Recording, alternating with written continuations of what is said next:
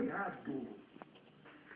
Esse episódio maravilhoso de Madrid aconteceu o oposto. Ele foi vaiado pela sua própria tifoseria.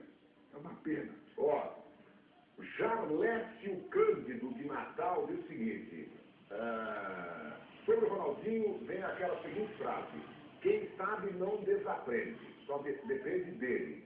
A Bárbara Lopes dos Santos Fonseca de Brasília diz que ama o Milan, mas nunca gostou nunca gostei do Ronaldinho Gaúcho. Odiei que ele veio jogar no Milan. Sabia que ele não ia fazer nada pelo meu time. Para mim, ele não volta a jogar aquele bom futebol. Não adianta mudar de time, jogar no Brasil. Seu bom futebol já foi embora há muito tempo. Silvio, você vai comentar o jogo do Milan hoje? Sim. Sim. Ezequias Ferreira de Natal. Olha, João, não concordo com o Silvio. Acho que o Ronaldinho vai dar a volta por cima. Na minha opinião, ele estará na Copa. Mentira, é morto. João Paulo Francisco Morato, aqui em São Paulo. Ronaldinho tem que jogar no São Paulo ano que vem. Aí será campeão da Libertadores. E jogará a Copa do Mundo e campeão mundial interclubes com o São Paulo. Esse é o novo pai de santo aqui.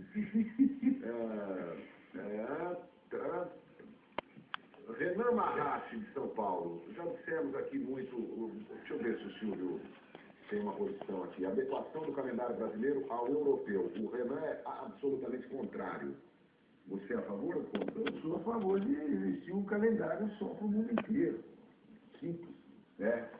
Você, Mauro? Sou a favor também, mas junto com essa mudança, acho que outras têm que acontecer, especialmente na Libertadores.